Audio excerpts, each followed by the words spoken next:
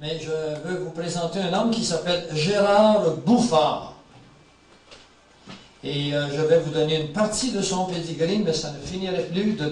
Dès 7 heures le matin, on s'est mis à parler. Et enfin, je n'ai pas eu le temps de dire beaucoup de choses. Et puis, il a fallu que je me sauve pour pouvoir me faire la barbe et m'habiller. Il a beaucoup de choses à vous dire, mais nous allons quand même nous restreindre à peu près 1 heure de son témoignage. 1h15 s'il le faut. 1h30.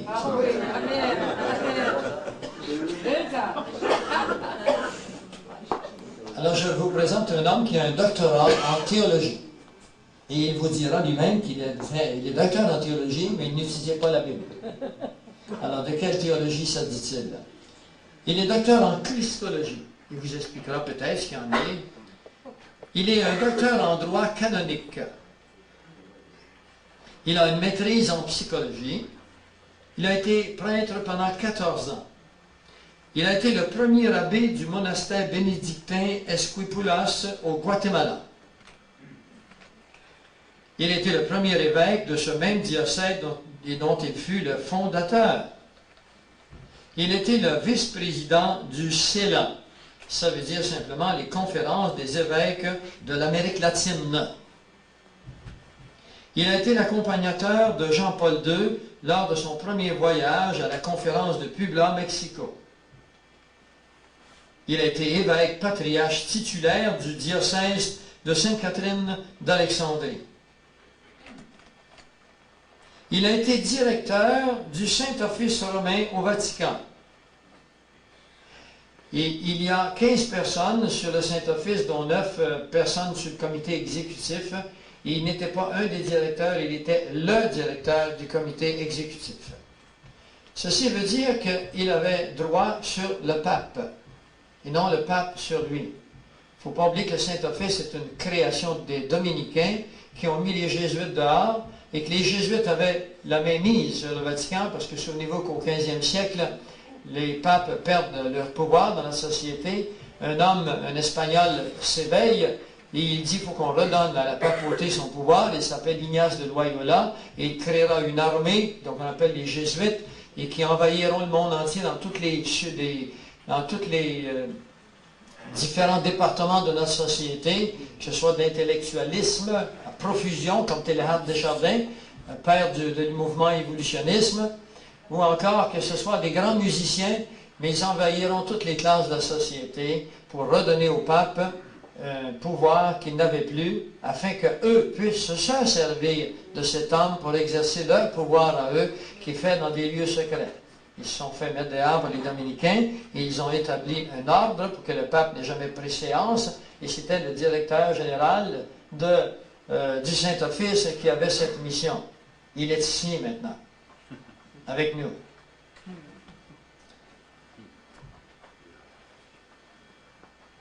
Mon frère Gérard, ex-évêque, parle quelques langues. 2 langues. Non, 3, pardon. 9 langues. Donner une idée du chemin qu'il a parcouru.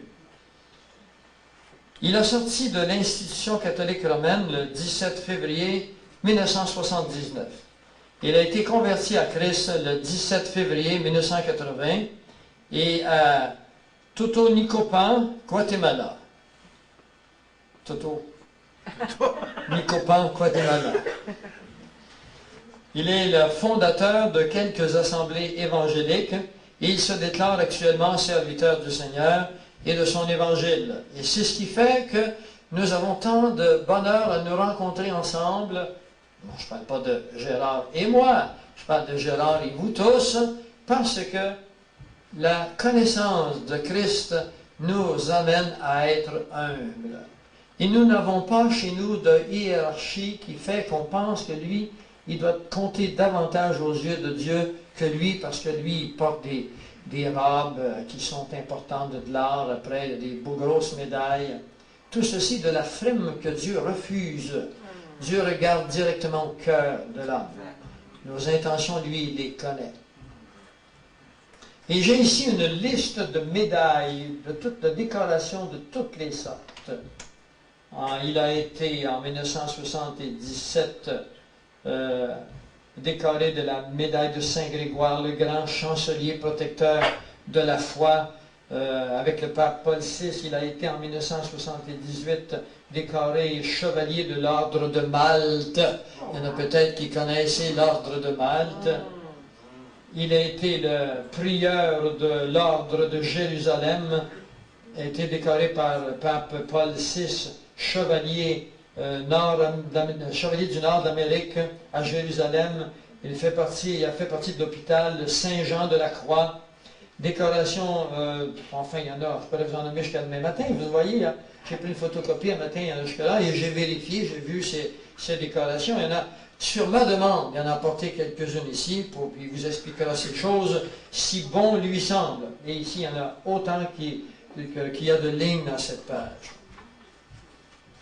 Il y a quelque chose que vous ne savez pas de Gérard. Il y en a beaucoup parmi vous qui avaient connu une petite revue ici qui s'appelle les revues chic, The Crusaders, les croisades, les croisés.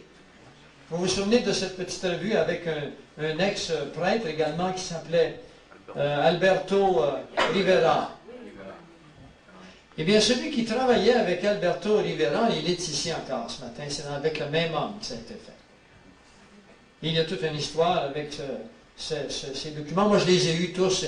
Ils m'ont énormément aidé à comprendre ce qui se passait ailleurs. Alors, mes amis, si vous voulez, mes frères, mes sœurs, je voudrais que nous remercions d'abord le Seigneur de transformer les cœurs où qu'ils soient. Et ensuite, que vous puissiez entendre convenablement le témoignage de cet homme, afin que dans vos têtes, dans vos cœurs, ce soit tranché comme l'épée, comme l'est la parole de Dieu, que vous compreniez que Dieu ne fait pas exception de personne et que uniquement la parole de Dieu fait autorité dans la foi vivante du chrétien. Et que cette foi ne doit jamais être institutionnalisée. La foi est une relation entre nous et Dieu de par sa parole. Gérard Bouffard.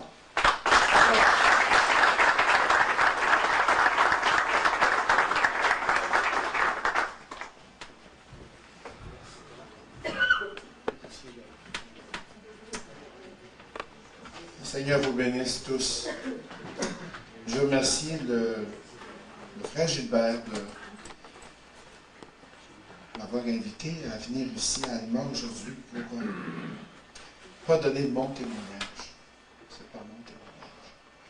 C'est le témoignage de la grandeur de Dieu. Et l'amour de Dieu pour moi. Comme le frère disait, je ne suis pas ici pour attaquer, faire du mal au catholicisme ou attaquer les catholiques.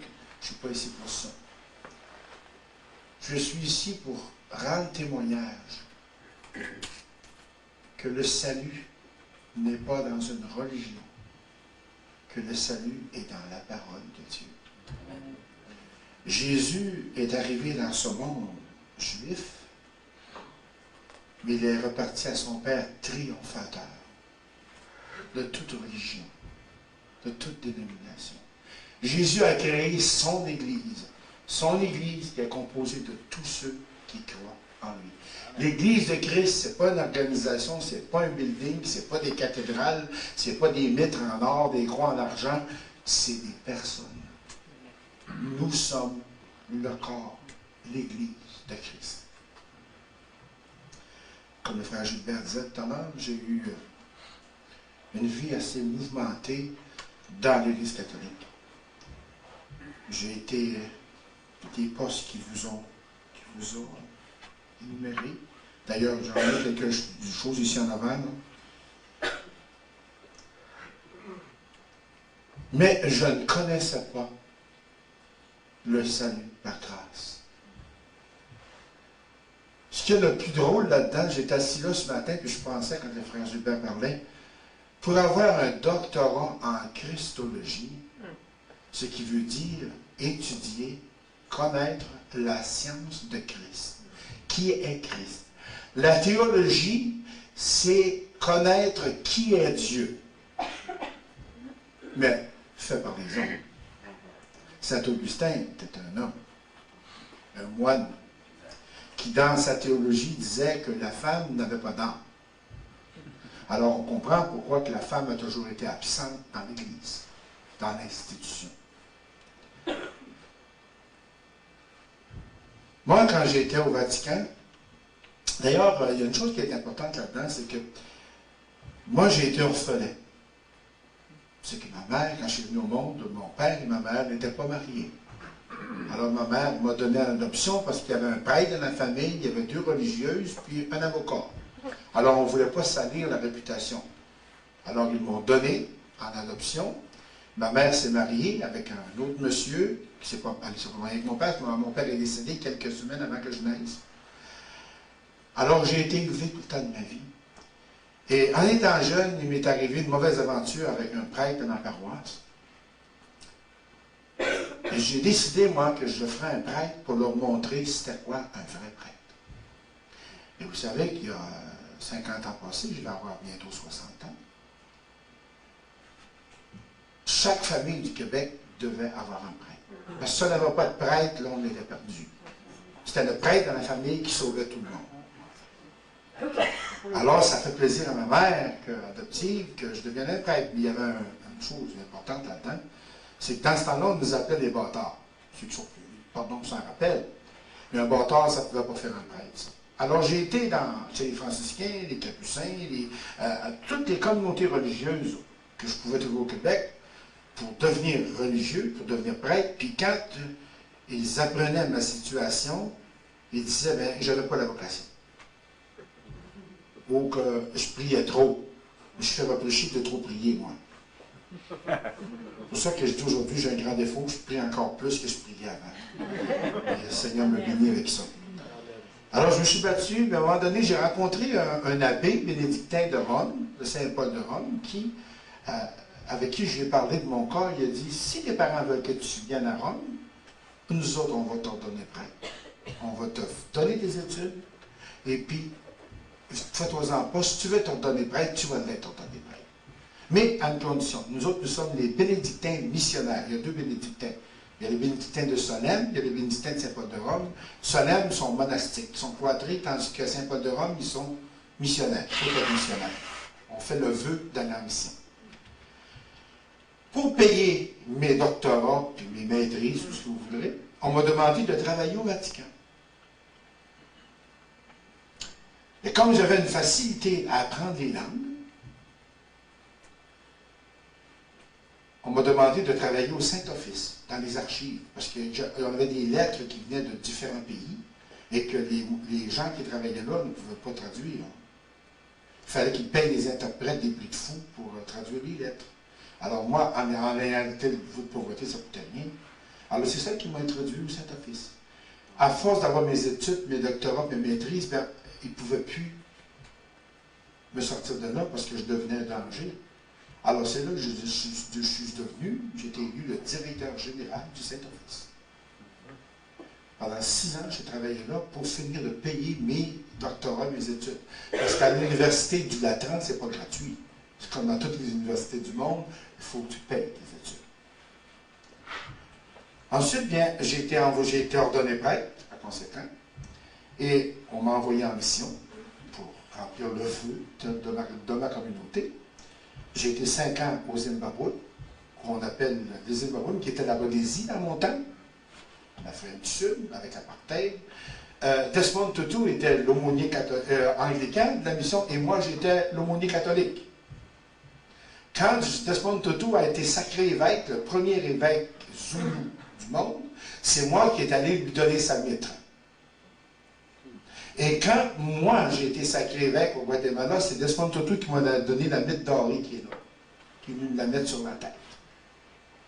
Alors, on était deux grands amis. De là, j'ai été transféré au Guatemala, parce que je voulais aller en mission en Amérique latine. Alors, on m'a envoyé au Guatemala, j'étais le premier abbé, parce que le supérieur des bénédictins, c'est un abbé. Et ensuite, l'évêque m'a demandé de créer le premier diocèse, parce que le Guatemala, c'est un pays qui est immense. La partie où j'étais, Esquipulas, c'était dans les montagnes. Il n'y a pas un automobile, il n'y a jamais un automobile qui est allé à Esquipulas, parce qu'il n'y a pas de route pour aller là. Il faut y aller à pied, il faut voyager une nuit de temps dans la montagne pour arriver en haut. On est au-dessus des nuages le matin quand on se lève. Pendant 14 ans, j'ai fait mon ministère épiscopal. En étant le vice-président de l'Assemblée des évêques d'Amérique latine, quand le pape Paul VI, à sa nomination, a organisé son premier voyage pour assister à la conférence des évêques, le président, qui est un Canadien aussi, M. Gérin, était malade, alors moi, on m'a délégué pour aller accompagner le pape, puisque j'étais le vice-président du CERF. Alors j'ai fait le voyage avec sa sainteté, de Rome à la République dominicaine, où il y a eu une messe, et ensuite on s'est rendu à Mexico, pour la conférence de Puebla qui a duré 10 jours. Pendant 10 jours, on a discuté si les évêques avaient le droit de porter des sandales, ils avaient le droit d'abandonner des petits bas mauves, toutes des choses comme ça. En retournant à Rome, moi j'étais tellement fâché, et j'avais des choses à dire au Saint-Père parce que j'avais des reproches à lui faire. Et en étant jeune, les jeunes dans le clergé, les jeunes théologiens, on est des révolutionnaires, nous autres. On est pratiquement des séparatistes, pas des séparatistes, mais des terroristes religieux pour l'Église. J'avais mon opinion, je l'ai fait connaître à Jean-Paul II. Avant d'aller plus loin, j'aimerais vous expliquer c'est quoi la fonction de l'évêque. C'est quoi la fonction d'un évêque? Un évêque qui vient du mot épiscope, qui veut dire naturellement ancien. Dans les églises évangéliques, tous les anciens qui sont là, c'est tous des évêques. Évêque, ça veut dire épiscope ancien, point final. Tandis que dans l'Église catholique, nous autres, dans les églises évangéliques, il y a plusieurs anciens dans l'Assemblée, tandis qu'à l'Église, il y a un ancien pour plusieurs assemblées. L'évêque dirige un diocèse de plusieurs paroisses et plusieurs prêtres là-dessus. La première fonction de l'évêque est de donner le Saint-Esprit aux enfants. La confirmation.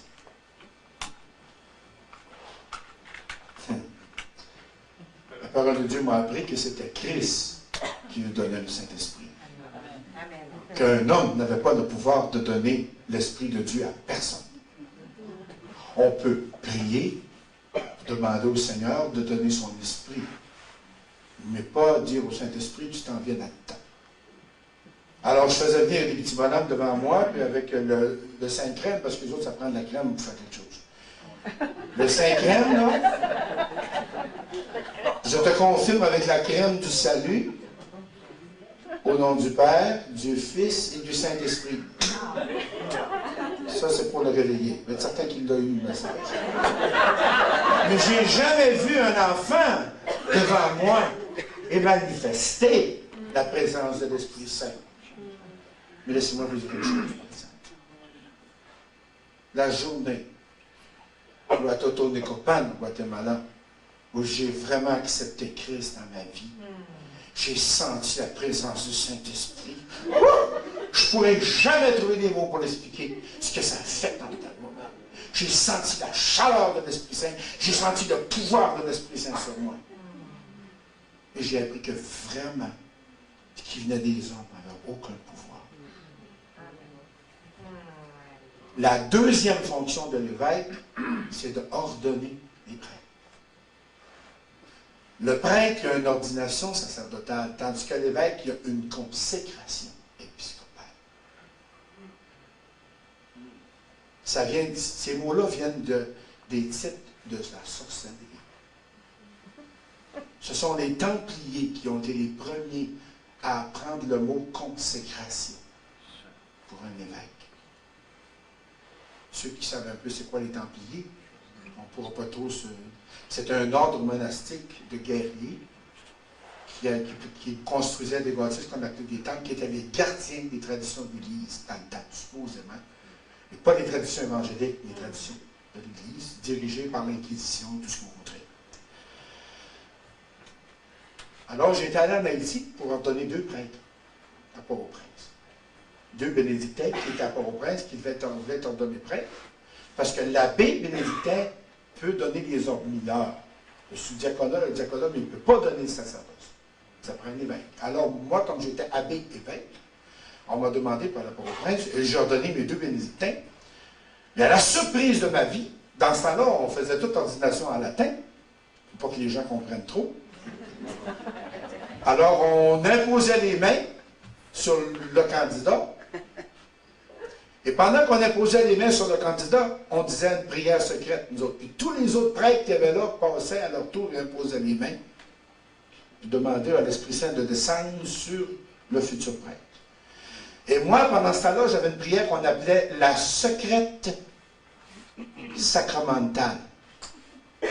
La prière secrète. Savez-vous ce que je disais là-dedans? Par le pouvoir qui m'est donné par le Saint-Siège et par la Sainte Église catholique romaine, à partir de maintenant, écoutez bien ça, tu es un autre Christ. Autre Christ. J'ai dit, je me trompe. Quand je dis ça, je suis tellement ému là, que ça me fait mal. J'ai relu dans le livre en latin, tu eres autos Christus.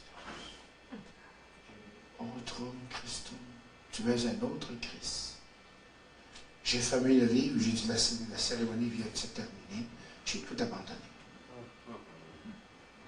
Je ne pouvais plus faire d'homme d'autres Christ. Parce que je croyais quand même dans mon cœur, même si je n'avais jamais lu la Bible de ma vie, qu'il y avait un seul Christ. La parole de Dieu dit, si quelqu'un vous dit Jésus est là ou Christ est là, n'y allez pas, n'y croyez pas. Alors j'ai tout abandonné. C'est quelques mois après qu'il y a eu le voyage, le fameux voyage avec Jean-Paul II et tout ça. J'ai été dans la franc-maçonnerie. J'ai eu 37 degrés dans la franc-maçonnerie. Tout à l'heure, je lisais un livre ici qui explique un peu les symboles de la franc-maçonnerie, puis des témoins de Jéhovah surtout. C'est quoi les témoins de Jéhovah? Et je lisais ce livre-là, je regardais, et j'ai trouvé là-dedans, dans le livre, où on explique les symboles des témoins de Jéhovah qui viennent de la franc-maçonnerie. Et j'ai eu un cadeau quand je suis venu au 36e degré, parce que j'étais évêque, quand je suis entré dans la franc-maçonnerie. On m'a donné ma croix pectorale, qui est le signe de la franc-maçonnerie, qui règne sur tous les rois du monde et même sur la croix de Christ. Vous l'avez ici. Là.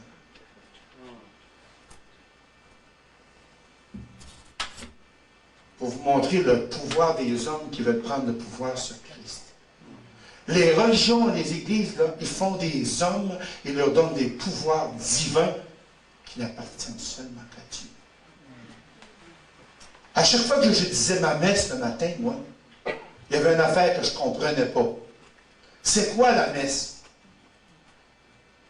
Je ne veux pas être méchant avec aucune religion, mais je dois dire la vérité. Le Seigneur a dit, vous êtes mes témoins. Et Christ a été un témoin de la vérité. Il était le chemin et la vérité et la vie.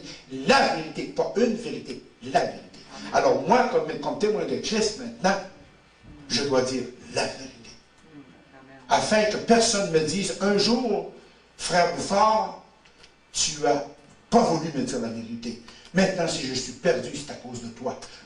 Personne ne vienne devant le Père éternel un jour et dise, moi, si je m'envoie chez le diable, c'est parce que lui ne m'a pas dit la vérité. Est-ce que vous comprenez mon rôle? Pourquoi je suis ici ce matin? Gloire à Dieu. Amen. Alléluia. La vérité, elle est bonne à dire quand on sait d'où elle vient. Amen. La vérité vient de la parole de Dieu. Amen. Elle ne vient pas des hommes. J'ai compris dans mon cheminement spirituel, dans mon cheminement chrétien après, la grandeur de la grâce que l'Éternel m'avait faite. Au retour de cette conférence de Puebla avec Jean-Paul II dans l'avion, on a eu des grandes discussions, parce que j'avais beaucoup de points. Je pourrais vous parler pendant 3 heures de temps ce que j'ai dit à Jean-Paul II. Les reproches que j'ai eu à le faire à lui et à son institution. En ayant été directeur du Saint-Office, j'avais beaucoup de choses que je connaissais. Des choses cachées, hypocrites, tout ce que vous voudrez. En ayant été dans les hautes sphères de la franc-maçonnerie, j'en connaissais encore plus. Moi, les événements de New York, là, ça ne m'a pas ébranlé. Ça m'a fait de la peine. Mais c'est toutes des choses qui sont écrites depuis des millénaires. Gloire à Dieu. Ces choses sont là, mais ça prouve que la parole de Dieu est vraie. La parole de Dieu se prouve elle-même. Les darwinistes et tout ça, là, ouvrez-vous les yeux parce que c'est le temps. Le temps est tellement proche que vous devez vous affranchir maintenant dans la parole. Pas tant trop tard. En revenant, Vous savez qu'on n'a plus le droit de voyager en avion pour raison de sécurité avec des costumes religieux. Parce que c'est dangereux dans les avions, il paraît que... Fait qu'on nous obligeait de voyager en clergémen ou en civil. Les prêtres étaient contents de prendre le civil parce qu'ils pouvaient se cacher plus. Je regrette, mais c'est la vérité. Mais moi, j'ai dit, le pape pour voyager avec sa soutane blanche, moi j'en ai une blanche avec des beaux boutons mauves, j'ai une belle calotte mauve, une belle ceinture, ils vont me voir, moi aussi. Je m'en vais chez nous en soutane. J'embarque à Rome, tout le monde me regardait, tout le monde se mettait à genoux sur la rue, un évêque qui prenait l'avion. Quand je suis arrivé à Montréal, on m'a donné une limousine de l'aéroport de Dorval, parce que Mirabel était en construction dans le temps. Alors j'ai pris l'avion de Dorval, puis je suis rendu au Queen Elizabeth, où là, on avait nolisé 2 wagons d'un train pour me ramener chez nous, où on m'avait fait une fête extraordinaire, puis j'étais le premier petit gars du village à être sacré évêque. Puis j'avais accompagné sa sainteté partout dans son voyage. J'étais quelqu'un, moi, non. Quand je suis arrivé au Queen Elizabeth à Montréal, vous imaginez la gang de bonnes sœurs qui étaient là, les dames de Saint-Anne avec les draperies, toutes les affaires. J'étais en avant, j'attendais qu'on ouvre la barrière pour prendre le train. Il y a un petit bonhomme qui arrive, les gardiens, ils ont dit non, il dit, je veux parler au monsieur là-bas. J'ai dit, ah ouais. J'ai dit, laissez-les venir. J'ai dit, je vais me poser des questions sur le pape. Le petit gars est arrivé en avant de moi, il dit, monsieur, c'est pourquoi tu ne m'appelles pas Monseigneur comme tout le monde, lui? Il est bien fantasme. Il a 14-15 ans, petit bonhomme. J'ai toujours appelé ça des anges. C'est vrai que c'est un ange aussi. Je le crois. Il dit, monsieur, il dit, est-ce que vous êtes sauvé? J'ai dit, pardon? Il dit, quelqu'un qui veut me tuer? Il dit, non. Il dit, vous ne comprenez pas ma question. Là, ça va être sérieux. Frère Gilbert en a parlé hier soir, je pense. Il dit, monsieur, et si vous aviez à mourir maintenant, où allez-vous?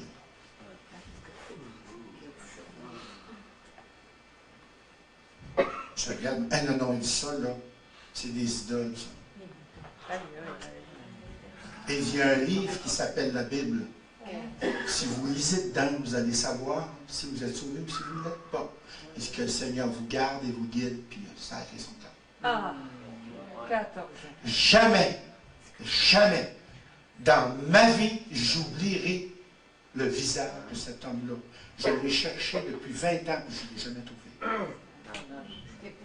J'ai pas pris le train, hein. Ça, c'est des culottes incurées.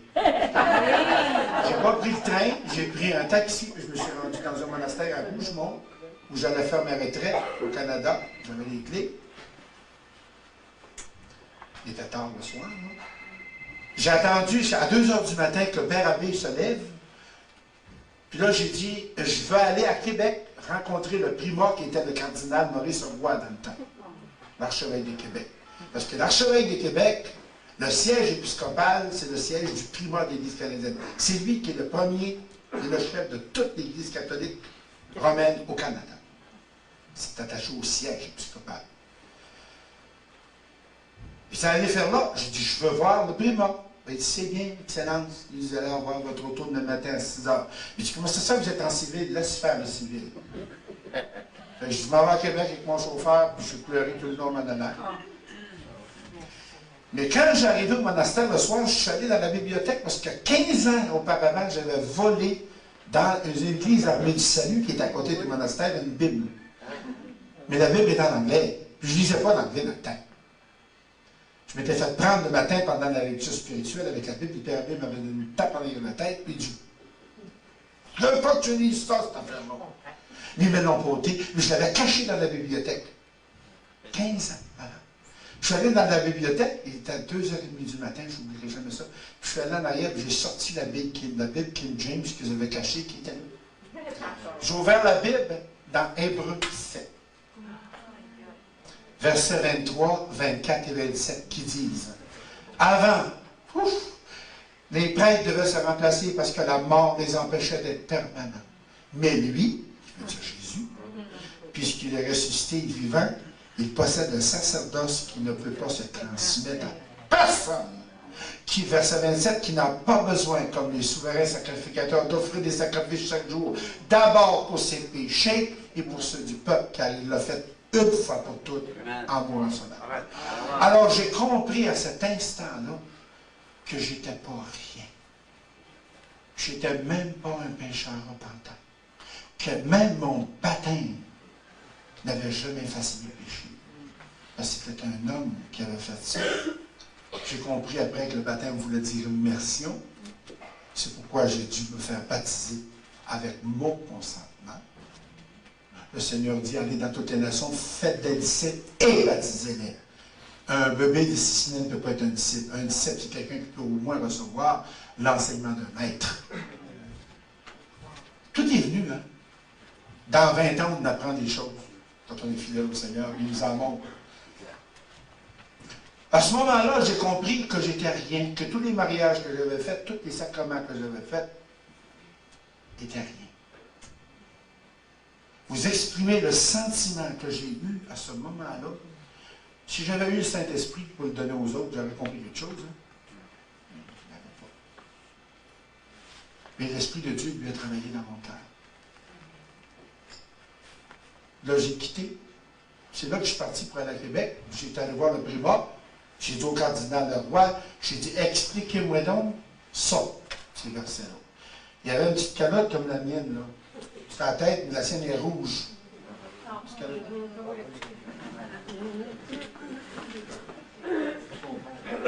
Ça, c'est la tête comme ça, qui était là, puis il se promenait dans sa boutique.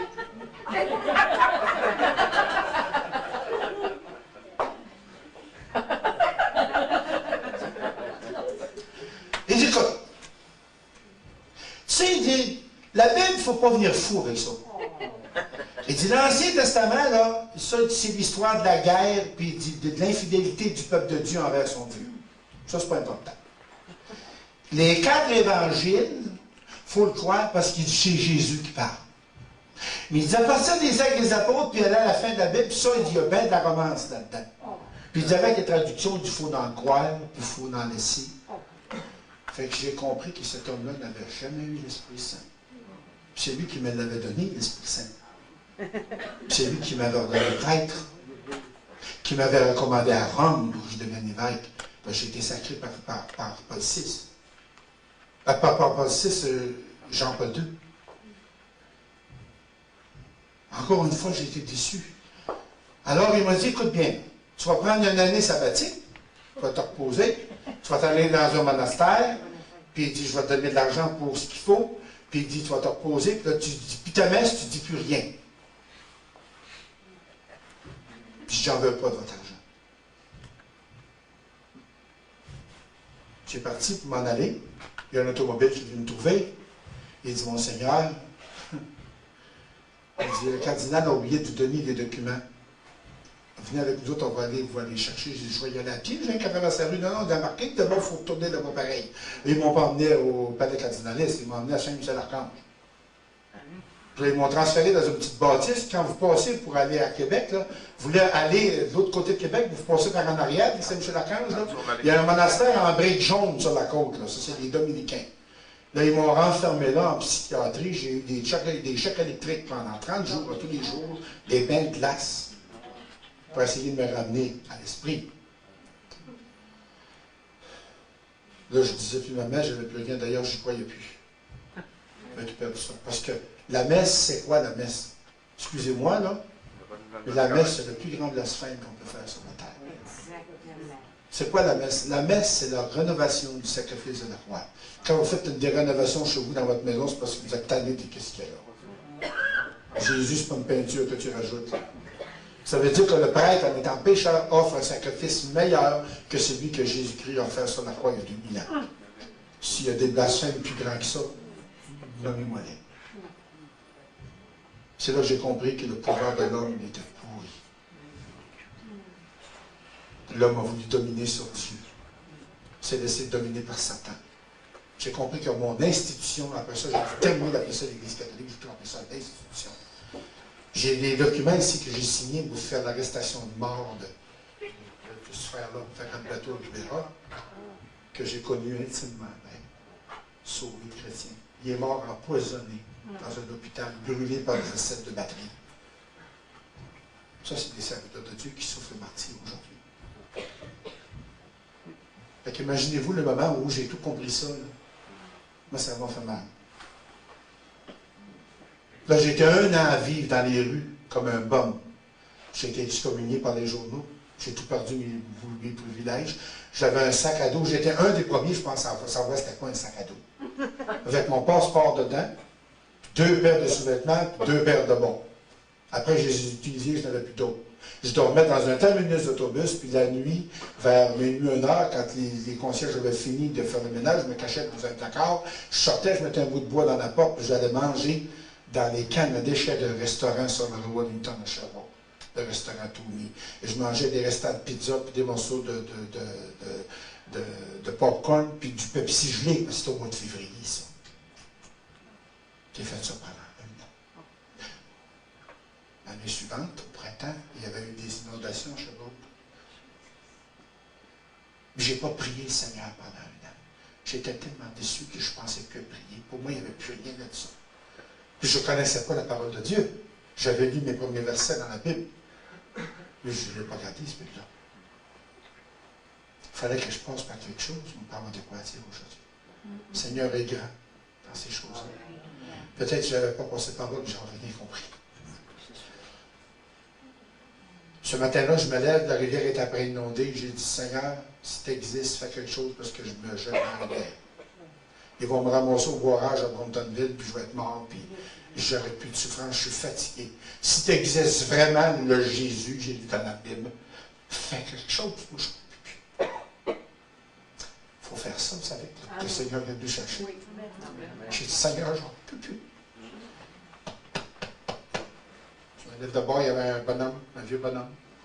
Et il dit, tu t'appelles Jérôme Fort, toi? J'ai dit, oui. Il dit, tu parles espagnol? J'ai dit, oui, je parle espagnol. J'ai été 14 ans à parler espagnol. Et j'aurais besoin d'un interprète pour aller au Mexique faire du commerce. Moi, il dit, il y a quelqu'un qui m'a parlé de toi, puis il dit, je vais te donner 1000 pièces en argent, on va tout t'habiller, puis on part après la nuit. T'as-tu ton passeport? J'ai dit, oui, il est là. Il dit, qu'est-ce que t'en penses? J'ai dit, d'accord. Fait que je m'en vais avec lui. Il me fait couper les cheveux, la main, tout frotté. Je pouvais prendre mes culottes, puis il moi, ça fait 1 an, je n'avais pas pris de bouche. Et on est parti. Mais en m'en allant, j'ai dit, j'ai une chose à vous demander. J'aimerais aller à Totonicapán, au Guatemala. J'ai dit, dans le temps que j'étais prêtre, tu as déjà été prêtre ou je laisse faire? Je ne suis plus. Il y a des religieuses là, canadiennes qui venaient justement de Chicoutimi. Les sœurs, là, c'était la même communauté qu'il y a à l'hôpital de Chicoutimi, là, qui sont là. J'ai dit à Totonicapán, j'ai dit, j'aimerais, j'ai dit, les rencontrer, les saluer, puis je les ai promis que j'irais voir, puis je n'ai jamais été voir. Ben, ils ont voyagé, ça nous fait connaître le pays. Il n'avait jamais voyagé, le bonhomme. On parle de deux, on s'en va là. En arrivant au couvent, imaginez-vous que la mère supérieure m'a vu. Mon Seigneur! Il m'avait dit, mets ton collet romain, parce qu'on est mal pris en Amérique centrale. Avec ton collet romain, on peut aller des marques de moto, il n'y a pas de problème. C'est grave.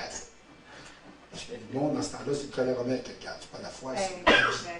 On était comme ça, le catholicisme autrefois. C'est une valeur, mais c'est une même. Fait qu'on arrive là, la mère elle se met à terre, elle me baise la main, puis mon Seigneur, elle dit, c'est quoi ça, mon Seigneur? J'ai dit, qu'est-ce que tu fais? Elle dit, notre aumônier est parti, ça fait 1 mois, puis elle dit, on n'a pas eu une messe depuis 1 mois. Elle dit, voulez-vous nous dire la messe? Oh mon Dieu. Ils ne savaient pas que j'étais sorti, eux autres. Ils savaient que l'évêque était en année sabbatique, en repos, et ils nous avaient dit que j'avais le cancer. Ils me faisaient traiter, parce qu'ils n'ont pas trouvé, ça peut du temps, mais quand ils ont trouvé un pour aller là. C'était pas un cadeau, j'étais. C'est pas un pique-nique vivre à Skipoulas. On était 4 prêtres, on avait 85 paroisses à s'occuper dans les montagnes, pas de route, à dos de mulet. Moi, je sais c'est quoi masser sur un mulet. J'ai eu mal au fond de culotte assez longtemps, mais je l'ai appris. Fait que là, j'ai dit à la mère supérieure, j'ai dit, écoutez, là je peux pas dire, là, si vous voulez, je dis, on va souper, puis je dirai la messe après souper. Il m'a dit, mon Seigneur, on ne peut pas communier après avoir mangé. J'ai dit, qui est l'évêque? C'est toi, le Seigneur.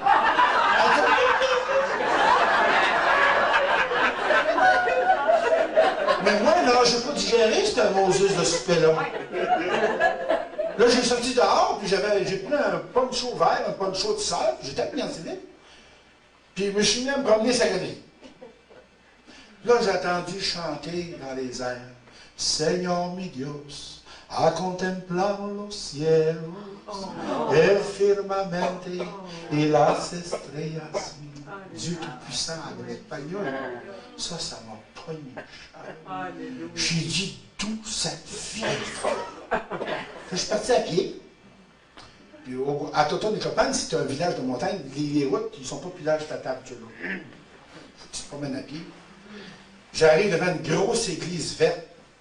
Primera Iglesia Pentecostale de Guatemala, section de Totonicapán. Première église pentecôtiste du Guatemala, section de Totonicapán. Je dis, qu'est-ce que je fais ici? C'est une église protestante des pentecôtistes sont pires que les baptistes. Ça n'a pas de sens. Je les connaissais, les baptistes. Je connaissais tout ça, ce monde-là. Mais les pentecôtistes, eux autres, quand ils parlaient en langue, ça venait tout du diable, ça. Et moi, j'avais été charismatique, hein. J'ai été charismatique, mais j'étais le promoteur du renouveau charismatique en Amérique centrale. Je parlais en langue, écoutez-moi. Je savais ça. Mais le renouveau charismatique et l'église pentecôtiste aujourd'hui, c'est une différence entre les deux. C'est le Saint-Esprit qui travaille. Là-bas, c'est les émotions. Le renouveau charismatique.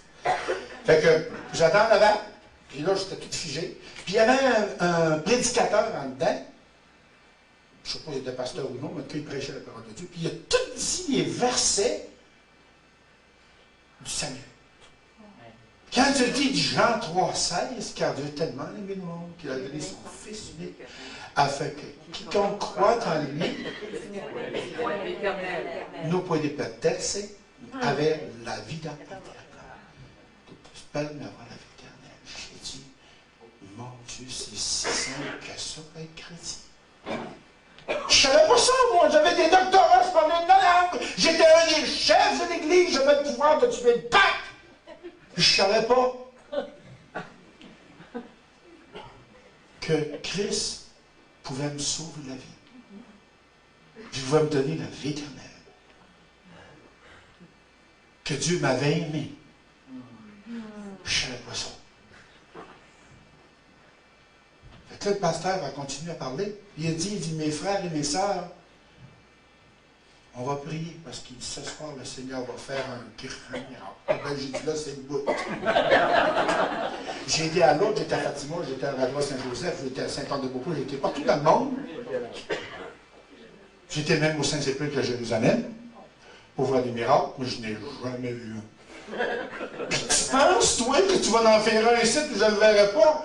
Mets-moi invisible, fais n'importe quoi, mais je veux voir le miracle. Maintenant, vous allez connaître mon deuxième ange. Le prédicateur, que j'ai toujours appelé le pasteur, je sais pas si c'était pasteur, on ne l'a jamais vu après. Il a dit à un petit bonhomme, il dit, toi là, il dit, un prêtre en arrière, je veux que tu me l'amènes ici. Moi, le fou, je me suis mis à courir autour de l'église pour trouver le prêtre, et il dit, moi, je suis l'évêque, c'est tout le temps au cerveau, tu ne rentres pas là-dedans, c'est des protestants, j'étais tout seul. Le petit gars est arrivé devant moi, il dit, en espagnol, viens avec moi. Je dis, où ça? Il dit, en dedans. Il dit, tu es fou? Je ne rentre pas là-dedans. Il dit, c'était pas un prêtre? Ben, j'ai dit quelque chose de même. Ben, il dit, viens avec moi. Il dit, t'as pas entendu la voix du Seigneur qui parle la bouche du prédicateur en dedans? Il dit, moi, j'ai un ordre à accomplir. Faut que tu me suives. Il me donne la main. Puis quand il m'a touché la main, je suis venu comme une momie, le camille. Il m'a emmené en dedans. Et il y avait un silence là-dedans. Il m'a emmené dans l'église jusqu'en avant. Là, le prédicateur est venu me trouver. Puis il m'a pris les deux mains. Puis il m'a tout conté ma vie. C'est pour ça qu'on avait écrit le traité, le film de votre vie. Le tract de Justification. Il y en a 17 qui viennent de mon témoignage là-dedans. Puis là, il m'a dit, tu n'en as pas assez de souffrir. Tu n'en as pas assez de la misère, de te poser des questions auxquelles tu n'auras jamais la réponse. Il dit, pourquoi tu ne donnes pas ta vie à Christ? Pourquoi tu ne lui demandes pas de te pardonner tes péchés? Il dit, j'espère que tu crois que tu es pécheur. J'ai dit, oui, oui, oui. Là, je me suis jeté à genoux à terre. Puis moi-même, j'ai fait la prière de repentance. J'ai dit, Seigneur Jésus, je suis rien devant toi. Tu as tout fait pour moi. Il y en a ici ce matin là, qui n'ont jamais fait ça, faites-la avec moi. On va la faire en même temps en vous disant. Je suis rien, je suis un pécheur. Je mérite la mort éternelle. je sais que tu es mort sur la croix pour me sauver, tu as versé ton sang. Seigneur, je vais avoir une repentance sincère de mes fautes. Et je t'accepte aujourd'hui comme mon sauveur personnel, mon seul Dieu et mon maître. Seigneur, tu dis, je ferai, si tu ouvres, j'entrerai. Je t'ouvre mon cœur, Seigneur. Tu as dit que tu venais souper avec moi. Moi, tout ce que j'ai à te donner, c'est mes péchés. Mais toi, tu peux m'amener quelque chose de bon. Viens dans ma vie.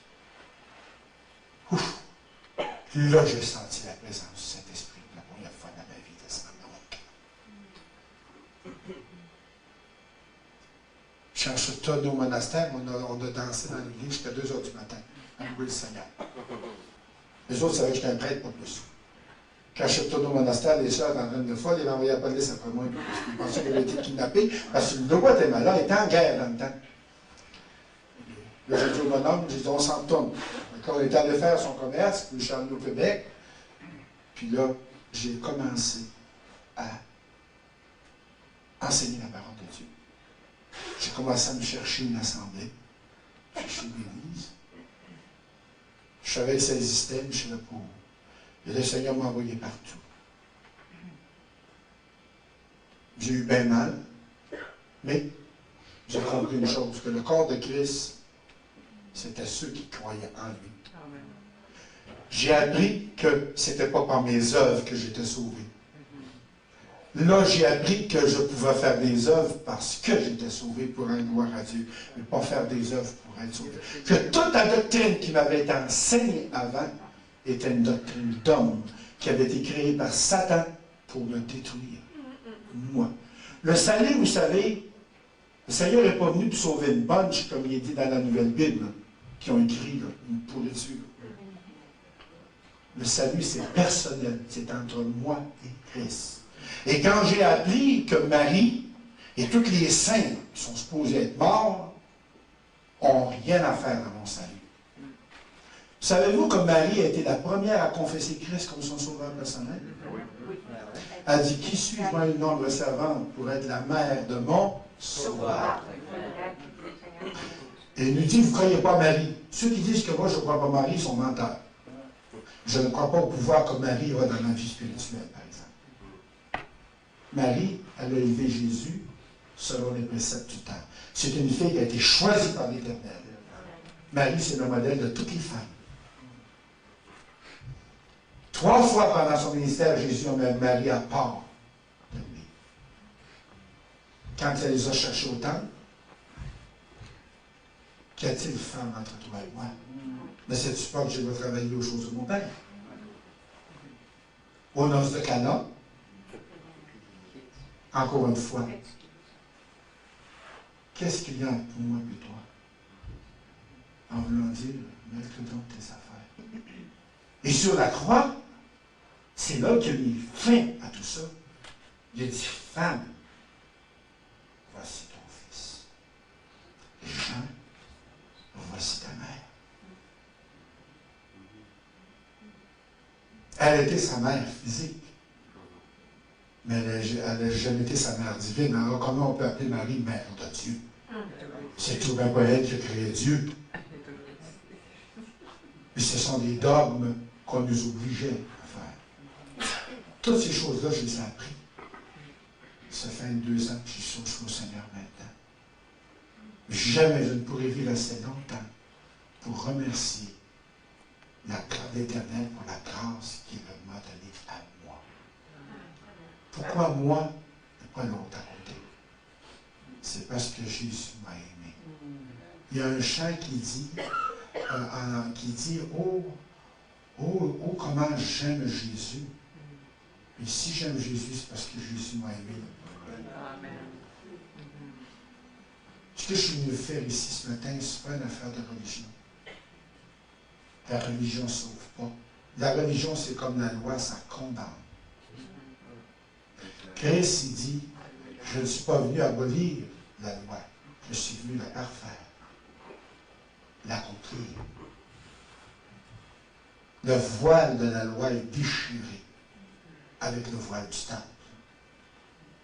Maintenant, il n'y a plus de sacrifices qui sont agréables à nulle part pour la rémission des péchés. Parce qu'une fois pour toutes, Christ s'est offert un sacrifice sur la croix et par son sang, il a purifié, lavé, blanchi mon âme. Il m'a libéré du joug de la religion, du joug de la franc-maçonnerie, du joug des puissances de ce monde. 2 avions dans l'espace de 35 minutes ont mis 2 édifices de 110 étages en terre en poussière. Il n'y aura aucun avion, aucune carabine, aucun être vivant, aucun missile nucléaire qui mettra mon âme à mort. Ils peuvent toucher mon corps, mais jamais Satan aura de pouvoir dorénavant sur mon esprit ou sur mon âme. Gloire à Dieu, parce que c'est un Dieu qui m'a sauvé. C'est un Dieu qui m'a aimé, qui est venu dans ce monde pourri, ce monde pervers, ce monde criminel, qui est dirigé, excusez-moi, par des religieux. Un jour, j'avais une émission de radio dans l'esprit, il y a une femme qui m'appelle, elle dit, Monsieur Bouffard, c'est pas très religieux ce que vous faites. J'ai dit, Madame, vous vous faites un plaisir immense. Yeah. Savez-vous ce que Jésus dit quand il parle de religieux? Race d'hypocrites, sépulcre blanchi, race de vipères, vous mettez la faute sur le dos du peuple, tandis que c'est vous autres qui la commettez. Ça, c'est la parole de Dieu. Dans la Bible, dans le chapitre 3 de Jean, on parle d'un bonhomme qui est un religieux, Nicodème, qui est un docteur de la loi, qui s'est caché. Il a eu peur. Il est allé voir Jésus de nuit. Il avait tellement peur qu'il n'a même pas posé la question qu'il voulait y poser. Mais Jésus a connu son cœur et il a répondu. Il a commencé, il dit, Jésus, je sais que tu n'es pas un homme qui vient n'importe où, que tu viens de Dieu pour faire les choses que tu fais. Et Jésus il a dit, si tu vas voir la vie éternelle, il faut que tu naisses de nouveau. Il dit, tu es un docteur de la loi, puis tu ne sais pas ça. Qui j'étais avant, moi? Un docteur de la loi. Un docteur de l'Église. Je ne savais rien. Puis j'entraînais des milliers et des milliers de personnes dans l'ignorance. Je les tenais dans l'ignorance, sous le joug d'une religion, sous le joug de la vie. Mais gloire à Dieu. Après j'ai été sauvé, le Seigneur m'a montré un verset très important. Sortez du milieu de mon peuple. Ne faites pas servir maman et Dieu en même temps. Si vous servez une religion, vous servez le diable. Il y a un seul religieux dans le monde, c'est le diable. Il est le père du mensonge, le père de l'abomination. Jésus est la vérité, le chemin et la vie. Nul ne va au Père que par moi. Il ne faut pas passer par Marie, passer par le pape, ou passer par un ayatollah, ou passer par un pasteur. Je suis le chemin, la vérité, la vie. Nul ne va au Père que par moi. Il dit aussi, soyez mes témoins sur toute la surface de la terre. Mon ami, il arrive 2 témoins de Jéhovah chez nous. J'avais assis ce matin-là. Et on dit, nous sommes des témoins de Jéhovah. J'ai dit, moi aussi. Vous allez à quelle assemblée? Ah, je ne vois pas. Ah, vous êtes un témoin de Jéhovah, pas pratiquant. Ah oui, moi je pratique. Vous autres, vous ne pratiquez pas. Comment ça? J'ai dit, c'est qui Jésus-Christ? Ben, c'est un prophète du Nouveau Testament. J'ai dit, la parole de Dieu dit, au commencement était la parole était Dieu. Et était avec Dieu, et par elle, tout a été fait. Verset 14, la parole s'est faite chair, et elle a habité parmi nous. Pleine de foi et de vérité. Oh, elle a dit ça, c'est pas de même, là. Elle a montré sa Bible, là, il y a un grand Dieu et un petit Dieu. Ah, je dis, vous proclamez qu'il y a 2 dieux, vous autres. La parole de Dieu dit, dans Exode 20, tu n'auras un seul Dieu devant ma face. Aucun autre Dieu devant ma face que moi, je suis Dieu. Je dis, c'est quoi le nom de Dieu? Moïse a demandé à Dieu, c'est quoi ton nom? Qu'est-ce que Dieu dit? Je suis l'Éternel, ton Dieu. Le nom de Dieu, c'est je suis. I am. Pas Jéhovah. Jéhovah, c'est inventé par les hommes. Alors j'ai dit, si vous autres, vous êtes des témoins de Jéhovah, Moi, je suis le témoin de Jésus-Christ. Qui est Christ? Est Dieu. Le nom de Dieu, vous voulez qu'on lui donne, c'est Jéhovah. Alors, c'est un témoin de Jéhovah, ben, monsieur, moi, je suis un vrai, vous êtes une fois. J'ai pas besoin d'une tour pour me surveiller, moi. Parce que celui qui me surveille, c'est Christ. La seule tour que j'ai devant moi, c'est Jésus-Christ. Je ne suis pas une tour humaine, moi. Parce que les tours humaines, disent, oh, qu'est-ce qu'ils font avec un avion d'âme? Mais celui que je suis ne sera jamais jeté par terre. Amen. Parce qu'il est le roi des rois, le prince des princes, mon Dieu, l'unique Dieu, que je reconnais, que je respecte, qui m'a aimé à un tel point qu'il s'est fait pécheur pour moi, qui a tout pris le fardeau de mes péchés sur ses épaules à la croix. C'est ça la différence entre être religieux et être un serviteur du Seigneur. Vous comprendrez que ce sont des choses qui ne sont pas faciles à dire. Ça n'a pas été facile pour Christ monter sur la croix pour mourir là. Vous savez ce qui a fait le plus mal, ce qui a fait pleurer Christ au Jardin des Oliviers? C'est que Christ sait tout. Christ savait qu'il donnerait sa vie, qu'il y en aurait si peu qui l'accepteraient. Puis que parmi ceux qui l'accepteraient, il y en a encore qui ne voudraient pas avancer parce qu'ils pensaient que moi j'ai accepté Christ, là, je suis correct à cette heure, je n'ai rien qu'à faire comme plus de problème. C'est pas vrai ça. Le Seigneur il dit, marchez à votre salut. Il faut marcher. C'est quoi les saints? Ceux que Saint-Antoine de Padoue, puis Sainte-Claire d'Assise, puis Saint-François, c'est pas ça les saints. Les saints, c'est nous. Paul dit, n'oubliez pas de saluer pour moi mes frères, les saints de Rome, les saints de Jérusalem. Le saint, c'est celui qui marche dans la voie de la sainteté. On doit devenir saint de plus en plus, de jour en jour. Regardez notre sœur Julie. Moi, quand j'ai su qu'elle était là hier, j'avais envie de pleurer tellement j'étais heureux. Cette femme-là donne un témoignage de c'est quoi une sainte. C'est une sainte. Le frère Gilbert, tous les chrétiens, tous ceux qui ont donné leur vie au Seigneur, qui marchent dans la sainteté, nous sommes les saints. Nous sommes l'Église. Quand un saint meurt, c'est un élu. Il n'y a personne qui peut y faire. À rien. Les morts sont morts. Marie est morte. Elle ne se promène pas dans les airs avec des anges qui la supportent depuis 2000 ans. Là. Elle doit sentir. Hein? Elle est morte, Marie. Mais elle est dans la gloire de Dieu, par exemple. Je respecte Marie. Je ne la prie pas. Ce n'est pas un chemin. Le Seigneur a dit, je ne suis pas un des chemins, une des voies, une de la vie. Je suis le chemin de la vérité et la vie. Tout se termine comme ça. Notre vie, il faut la donner au Seigneur. C'est le seul qui peut faire de quoi dedans. Avec l'aide de son Esprit Saint, on comprend de jour en jour dans sa parole. Il ne faut pas lire la parole de Dieu, il faut l'étudier, la méditer. J'aime mieux lire 2 versets pour le méditer que d'en lire le chapitre de rien faire après. Moi, ça fait 20 ans que je fais au moins 2 heures, 2 heures et demie dans la parole de Dieu par jour. Le Seigneur me bénit aussi dans mon ministère.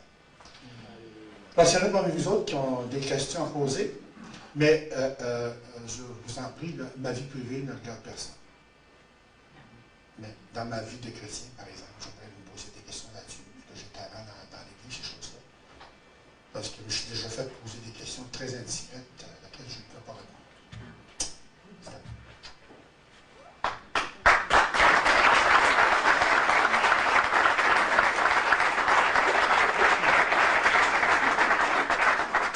Alors, je vais demander à ceux qui ont des questions à poser, vous leverez debout, s'il vous plaît, viendrez ici en avant, pas nécessairement devant les caméras, mais qu'on puisse entendre bien la question que vous formulez pour que tout le monde puisse en bénéficier. Et puisqu'il n'y a personne encore, bien, moi je vais poser la première question parce que je sais qu'il y a dans cette salle des gens qui s'intéressent beaucoup aux sociétés secrètes, aux sociétés discrètes. Et je voudrais que vous puissiez apporter de la lumière sur certains degrés supplémentaires au 33e degré qu'on trouve dans la franc-maçonnerie. Où se trouvent ces degrés supplémentaires et selon votre avis, pourquoi existe-t-il à ce niveau-là? Bon. D'abord, il y a 33 degrés connus de la franc-maçonnerie. premier degré au 33e degré, c'est pour tout le monde. Nomme automatiquement, les francs-maçons nous enseignent qu'ils sont là pour lutter contre l'Église catholique de Rome. Mais la franc-maçonnerie a été créée par l'Église. À partir du 34e degré, vous avez déjà des prêtres. Il y a des pasteurs aussi qui sont là-dedans. Les surintendants aux États-Unis. Vous avez des rabbins. Vous avez des prêtres. On avait deux sikhs. Vous avez des musulmans. Vous avez des hindous. Vous avez même des bouddhistes qui sont là-dedans. Alors, plus que vous montez dans les chambres hautes, plus que le nombre est réduit, mais plus que les personnes sont importantes. Vous avez des représentants du système bancaire. Vous avez des représentants des grandes multinationales, comme les compagnies d'aviation et toutes ces choses-là. Alors, remarquez que quand il y en a une qui tombe, toutes les autres tombent. Hein? Ils sont en train de perdre du pouvoir. Vous avez des chefs religieux. Plus que vous montez, les banques, les compagnies disparaissent. Ils sont remplacés par des chefs religieux qui sont placés là par des compagnies. Vous savez, quand le pape meurt, le pape est élu par des cardinaux. Qui fait l'élection du pape? Ce n'est pas les cardinaux, c'est des chefs d'État. Les chefs d'État téléphonent à leur cardinal qui sont là, je veux que tu votes pour un tel. Une chose que vous ne savez pas, c'est que pour être pape, vous n'êtes pas obligé d'être prêtre. Hein?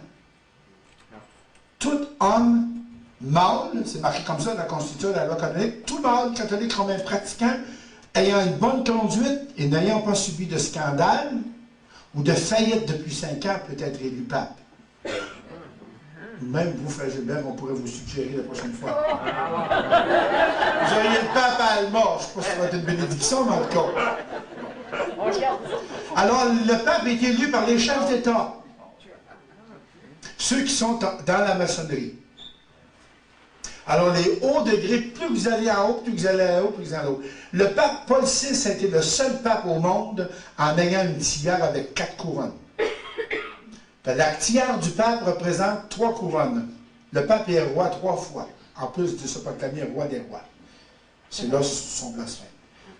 Le pouvoir religieux, le pouvoir politique et le pouvoir monétaire.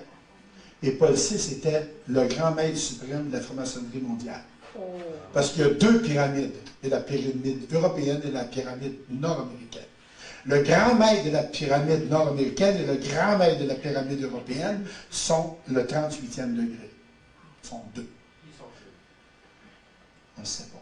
Je sais qu'il y a des chefs religieux, puis c'est tous des religieux qui sont là-dedans. Mais le chef suprême était Paul VI. Le dernier qui a été connu était Paul VI, puis il s'est dévoilé sans pouvoir le faire par sa tiare. C'est 4 couronnes. Parce que Paul VI avait donné sa couronne aux Nations Unies quand il était allé aux Nations Unies. Puis quand les chrétiens ont découvert le Vicarius Filii en dedans, et qui ont découvert le degré de Paul VI dans la maçonnerie, ils ont fait disparaître la tiare, elle n'existe plus maintenant. Est-ce que ça répond à votre question? Ça répond à ma question. Moi, je n'en ai 2, ou plus. Hein. Commencer par la première. Dans le livre de M. Morin, il y a les premiers de la Banque de Rome qui a été assassiné, il y a eu ça en photo chez nous. Est-ce que vous pouvez me confirmer ça? J'aimerais que vous me parliez du garçon de Jean-Paul II. Oui. Ça, c'est des choses qu'il faut faire attention parce que... c'est que les directeurs de la Banque du Vatican, la Banque du Vatican prend son argent où? Dans le monde entier. En 1938-39, quand Léon XIII est décédé, le pape Léon XIII est mort, il avait connu un pacte avec la banque, la Société juive internationale, section italienne de l'Italie. C'est que la Banque du Vatican avait fait faillite. Parce qu'ils avaient fait des réparations dans le Vatican, tout ça, puis ils avaient perdu l'argent. Les gens étaient pauvres, la guerre s'en venait, alors les gens ne donnaient plus aux églises et tout ça. Alors le pape a rencontré, Léon XIII, le pape a rencontré les chefs de la Banque juive mondiale. Alors les Juifs ont consenti à prêter un certain montant d'argent fictif, parce que, comme on disait hier, l'argent, il ne donne pas 100 piastres, c'est des papiers. À la condition qu'à telle date, en 1939, le Vatican remette à la banque juive l'argent qui avait été prêté. Il était question de milliards dans le temps. Mais, pardon, l'Église de Rome n'a pas été capable de remplir son contrat. Alors les Juifs ont menacé de se saisir de la banque du Vatican. Léon XIII est mort, et c'est Eugenio Pacelli, qui était secrétaire d'État au Vatican, qui était élu pape. Mais ça lui a pris quelques mois avant de dire qui était le pape. Il ne voulait pas le dire. Alors, il a fait venir Van Papen, on a la photo, ça. Il a fait venir Van Papen. Moi, j'ai trouvé ça au Saint-Office. Ces photos-là, vous avez, ça vient du Saint-Office. Alors, ils ont fait venir Van Papen, qui était le secrétaire d'Hitler, l'homme vendu à Hitler. Puis il a dit à Hitler, il faut massacrer les Juifs parce que les autres qui ont crucifié le Seigneur. Ça prouve que l'Église catholique connaît la parole de Dieu, hein? C'est pas les Juifs qui ont crucifié le Seigneur, c'est mes péchés. C'est même pas les Juifs qui l'ont mis en croix, c'est les Romains. Alors Hitler est embarqué là-dedans avec sa patente, c'est là qu'on a fait une guerre épouvantable contre le pouvoir juif, le pouvoir de l'argent. La guerre 39-45 a été faite pour l'argent. Mais ça vient d'où? De Rome, du Vatican. Alors qu'aujourd'hui, les directeurs de la Banque du Vatican, qui se font assassiner, c'est rien qu'une chose normale, ça. Si tu ne veux pas marcher selon la ligne de conduite, on t'élimine. Moi, on a déjà fait sauter ma voiture, on a déjà mis le feu à ma maison, on a tout fait, moi. Puis j'étais pas directeur de la Banque du Vatican. J'étais responsable, j'étais directeur du Saint-Office, par exemple. Le bureau qui dirige tout au Vatican. J'ai personnifié Satan là-dedans, oubliez-le pas, là. J'ai vécu comme le diable parce que je massacrais tout ce qui était autour de moi. Tout ce qui ne voulait pas casser, moi, je le cassais. C'est pas le pape qui était infaillible parce que la décision, m'appartenait à moi. On a expliqué ça tout à l'heure. Puis vous savez que tous les prêtres, les cardinaux, les évêques, ils ont une vie humaine aussi. Moi, j'en ai eu 2 fils pendant que j'étais prêtre. Je suis content de les avoir aujourd'hui parce qu'ils sont chrétiens tous les 2. Amen. Les 2 que j'ai eus quand j'étais dans le monde, dans le mariage, et ils ne sont pas sauvés, les autres. Mais ceux que j'ai eu dans l'inégalité, les autres sont sauvés. 2 pasteurs, un baptiste, un pentecôtiste. Ça ne fait rien, ils servent le Seigneur tous les 2. C'est des bons chrétiens. Oui? Et quand vous rencontrez d'autres prêtres, vos anciens confrères, comment ça se passe? Est-ce que vous pouvez leur parler aussi clairement que vous le faites avec nous autres? Oui, je dois. Je dois le faire. Est-ce qu'ils acceptent? Non, ils n'acceptent pas toujours. Mais j'en ai 42 qui ont accepté jusqu'à présent. J'ai 2 cardinaux là-dedans. Ils sont morts, baptisés, sauvés. Gloire à Dieu. Je vais avancer pour que les gens un petit peu comprennent. Tantôt, quand vous parliez de la franc-maçonnerie, j'ai toujours pensé qu'il y avait 33 degrés. Puis quand on consulte les bibliothèques, est-ce que je dois comprendre que tous les éditeurs qui ont écrit des ouvrages là-dessus n'étaient pas au courant des 5 degrés additionnels? Ils étaient au courant. Ils étaient au courant. Mais dès qu'une chose tombe secrète, vous avez les chevaliers de colomb qui ont une petite connerie, là, de rien, qui ont été si puissants parce qu'ils gardaient leurs secrets. Dès que les choses... Moi, je me rappelle, notre frère était dans la police provinciale, je me rappelle, moi, que je m'étais fait arrêter par la police provinciale il y a quelques années, là, de ça. J'arrive tout de même à 60 ans, là. J'arrive devant la police provinciale, puis je fais un signe. La police provinciale arrive, puis il dit « OK, il dit, la prochaine fois, faites attention. » Les gens passaient devant le juge en cours, puis ils faisaient le signe des chevaliers de colomb, puis le juge disait « Bon, ben, je vais prendre ça en considération, dans quelques minutes, je reviens. Ben, écoutez, mon cher, là, vous promettez-moi, vous ne recommencerez plus, là.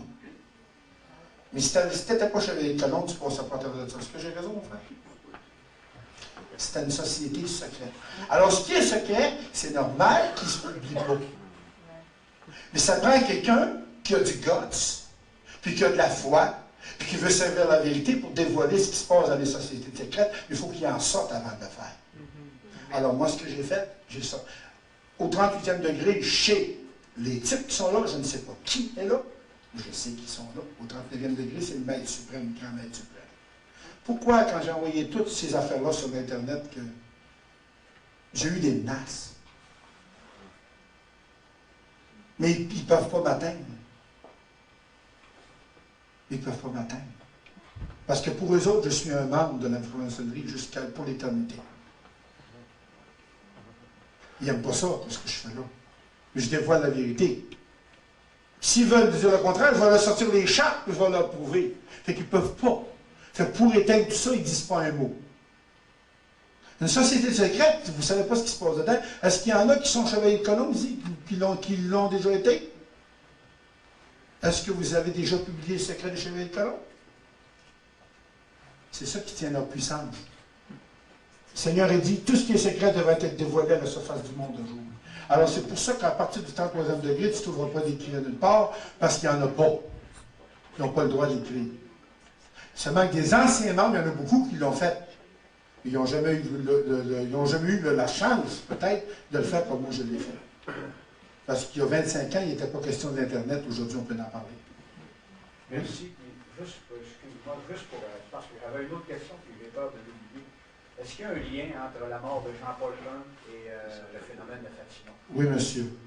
Il n'y a pas de lien avec Fatima. Il y a Fatima, oui, parce que moi, les apparitions de Fatima, vous savez, je ne crois pas que c'est Marie qui est apparue, je ne crois pas que c'est le diable qui est apparu. Les apparitions existent, mais ce n'est pas de Dieu, c'est satanique.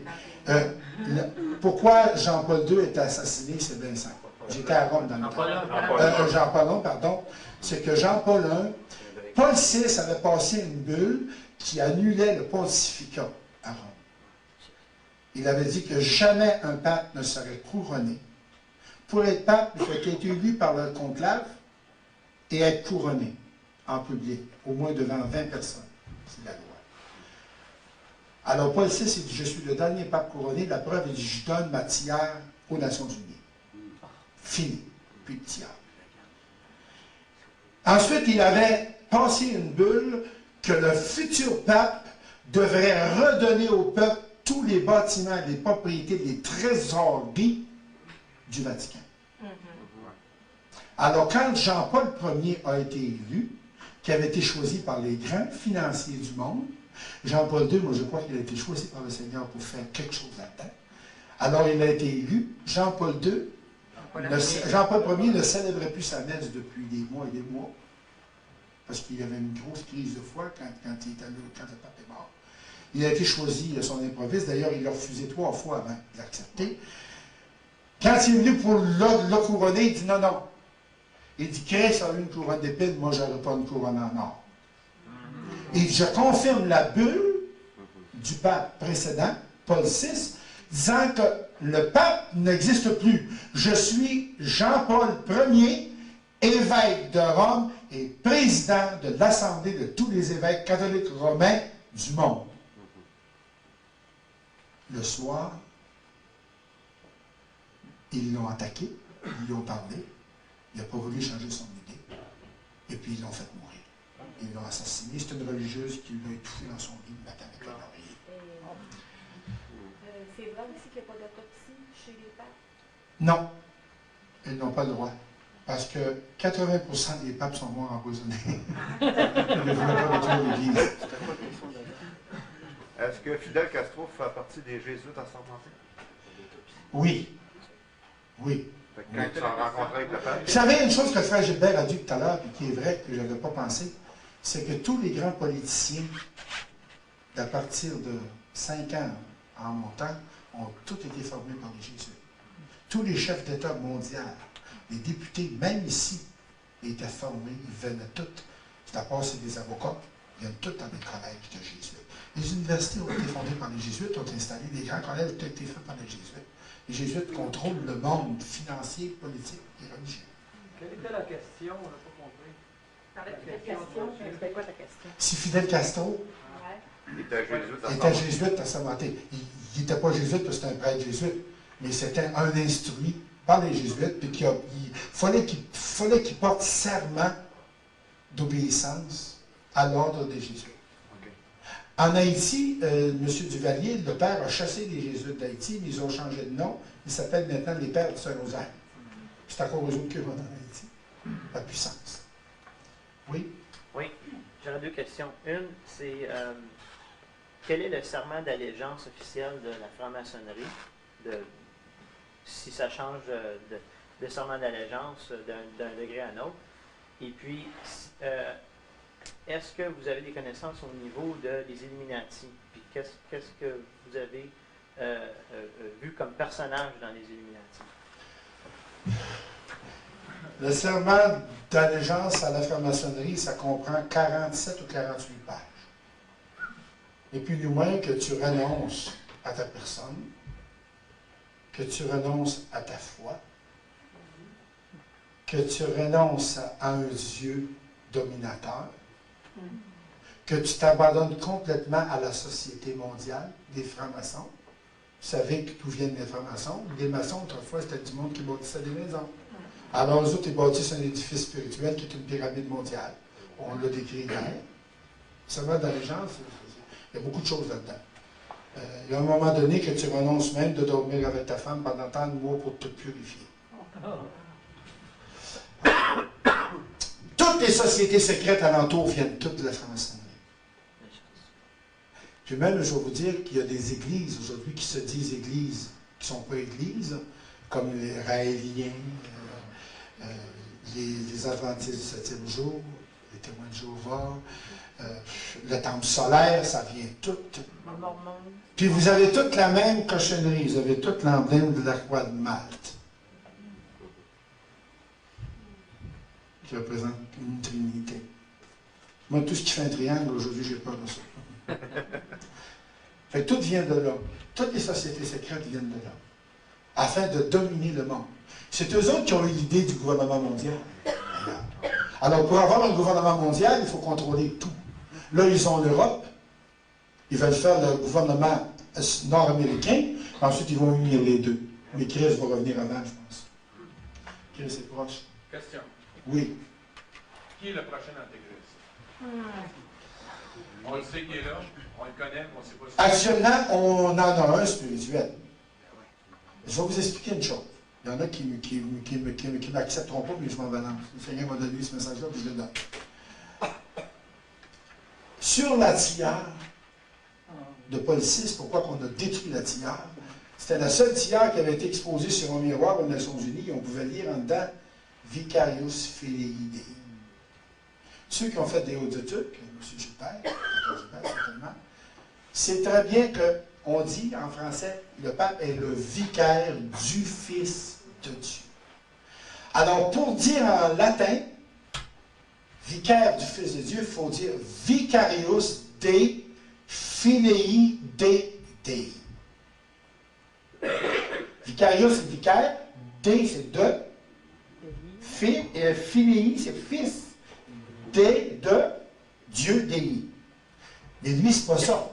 Vicarius Filii Dei. Vicaire, virgule, fils de Dieu. Le pape est la seule personne dans le monde entier qui ne peut pas avoir de salut parce qu'il a renoncé au Saint-Esprit. Le Saint-Esprit l'a abandonné. Il a péché contre l'Esprit Saint parce qu'il est le Fils de Dieu sur la terre. Moi, je suis un enfant de Dieu, mais je ne suis pas son fils. Ce serait ça le péché du Saint-Esprit? Ben, c'en est un. Parce que le péché contre le Saint-Esprit, c'est bien grand. Là. Et ça, c'est un des majeurs. Alors, celui qui se dit fils de Dieu, ben, il est quoi, vous pensez? À qui appartient le monde? Il est fils du diable. Alors, le pape est considéré actuellement comme l'antéchrist spirituel, parce qu'il prend la place de Dieu sur la terre.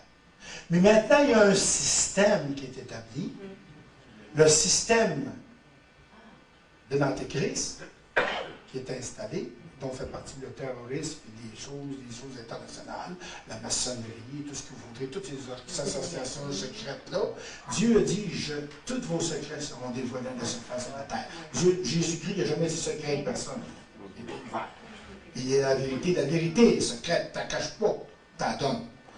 Alors, toutes ces choses-là, le pouvoir du monde appartient au système d'Antéchrist. Mais la parole de Dieu dit qu'il va avoir un homme qui va représenter un pouvoir politique qui va dominer sur le monde.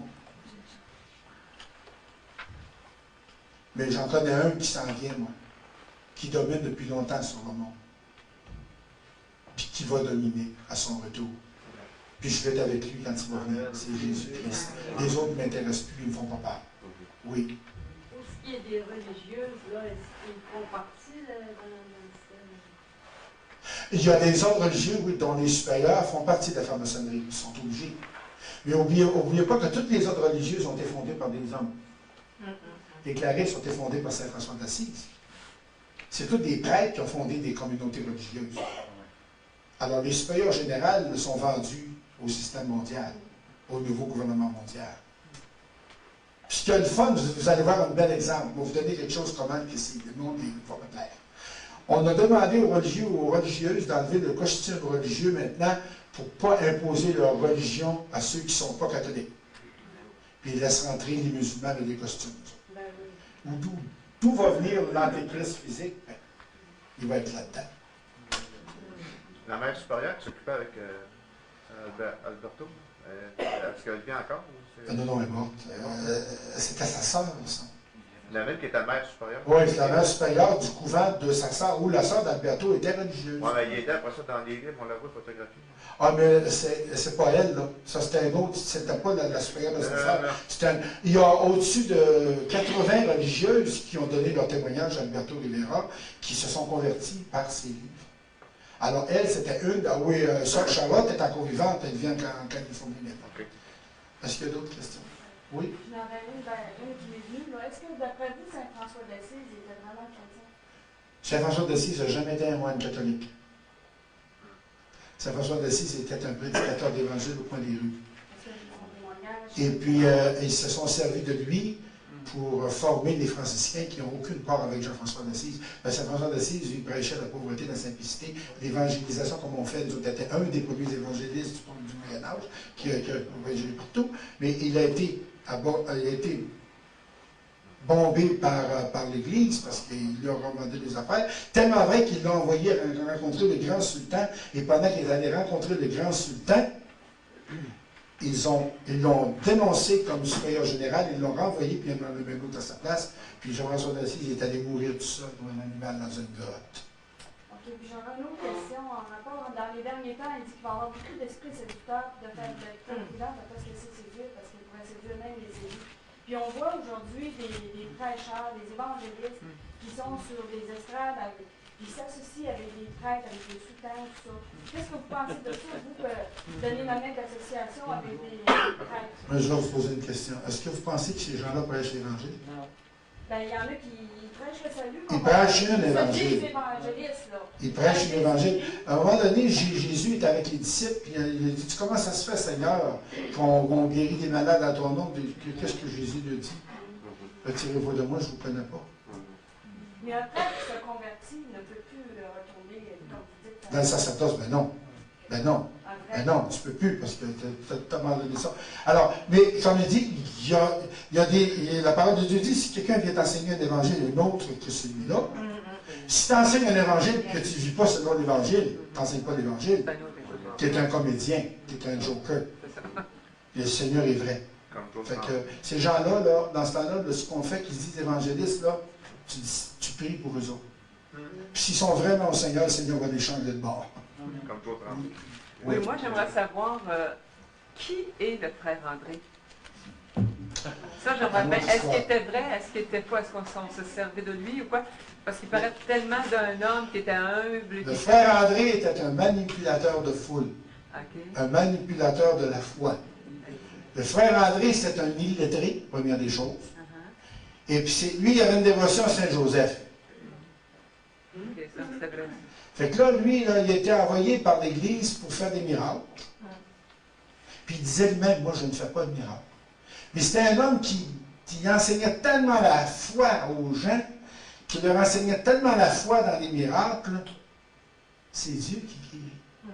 Dieu a guéri des gens là-dedans, peut-être, parce qu'il a vu la foi dans le cœur des gens. Mais le frère André, je n'ai rien fait. C'est un manipulateur de foule.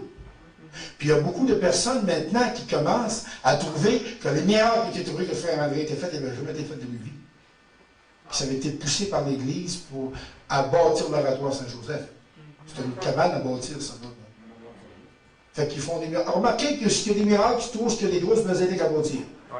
Alors, au Cap de Madeleine, là, c'est plein de béquilles dans une petite chapelle. À l'oratoire Saint-Joseph, oui. Puis à Saint-Anne-de-Beaupré, ils en ont enlevé un peu, là. Il y en avait tellement de béquilles que tu ne peux plus rentrer là-dedans. Les miracles, c'est dans le cœur qui se font. Amen. Le Seigneur fait des miracles. Moi, j'ai été guéri par le Seigneur plusieurs fois, dans mon corps. Mais le plus grand miracle que le Seigneur a fait, c'est d'avoir guéri mon âme. Amen. Oui. Moi, je crois que, je partage ça comme ça, mais on prie le Seigneur pour voir un réveil au Québec.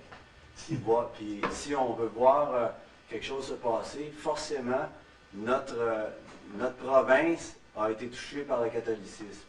Alors, il faut que ça rentre là. C'est quoi votre vision de comment Dieu va toucher nos frères, sœurs qui sont catholiques, mais parce que notre désir, c'est pas de cracher, mais c'est de voir ces gens-là se tourner vers le Seigneur. Alors, c'est quoi votre vision? Ma vision, c'est que, premièrement, il faut faire comme Christ. Il faut aimer. Oui. Moi, si je suis ici ce matin, je n'ai pas les catholiques. Là. Je les aime assez pour leur donner la vérité. Amen. Jésus m'a aimé, moi. Ouais, la vérité. Il a fait quoi? Il est mort. Il a donné son sang. Alors moi, comme chrétien, le Seigneur ne me demande pas de donner mon sang, mais me demande de donner mon temps pour prier et enseigner sa parole avec la vérité. Une fois, j'étais dans l'Ouest canadien, avec ma réunion avec mes Indiens, mes pasteurs, et puis on priait, puis il y a un frère qui se lève en avant et dit, « Frère Bouffard, je n'oublierai jamais ça. Frère Bouffard, Brother Jerry, you are going back to Quebec now. You have a big mission to do. Start a great revival. » Vous avez une mission d'aller au Québec, de commencer un réveil au Québec. Il y a une petite fille de peut-être 5 ans qui se lève, qui s'en vient en avant tout en pleurant. Elle dit, « Pourquoi vous parlez comme ça? » Tout le monde la regarde. Une petite fille, une petite bonne femme. Elle se met de mains comme ça, elle dit, « Arrêtez! Pour prier qu'il y ait un réveil au Québec, vous êtes dedans, vous êtes traversés, vous en rendez compte, travaillez! » Le réveil est déjà commencé depuis longtemps. Le réveil a commencé au Québec où les chrétiens sont trop paresseux pour travailler. On a des chrétiens du dimanche comme des catholiques. Vous savez que les catholiques étaient mieux que nous autres, hein? Parce qu'ils disaient le chapelet à tous les soirs, eux autres. Ils priaient les morts à tous les soirs, avant de se coucher. Puis un jour, avec un léger qui pesait 1000 tonnes de péché à Montréal. Là. Moi, je me rappelle, moi, à 7 heures, il fallait se mettre à genoux pour dire le chapelet. Oui, monsieur. Puis nous autres, on est des chrétiens, pour la vérité, on a la parole de Dieu en bouche, notre cœur est converti au Seigneur, puis on reste assis sur notre steak, puis on dit pas un mot. Le pasteur m'enrichit dimanche, gloire à Dieu, béni soit le Seigneur, mais je reste là-dedans. C'est qui notre prochain? Mon frère, ma soeur, mon père, ma mère, mon cousin, ma cousine, mes voisins. Il y a un frère qui m'a dit, hier, moi, je suis béni de rester à côté du frère Gilbert. Parce que je me sens appuyé. J'ai changé de besoin, il est là pour m'aider. C'est ça, être chrétien. Réveillons-nous sur nos chaises, puis bougeons un peu. Le Seigneur ne veut pas qu'on parle contre ci, contre ça. Annoncez le salut par grâce. Que Jésus est mort sur la croix, qui sont sans laver les péchés. C'est ça qui est notre mission. L'Église se meurt parce que les frères sont paresseux. Est-ce que j'ai raison, frère Gilbert? Oui. N'est-ce pas? Gloire à Dieu. Je vous laisse la parole.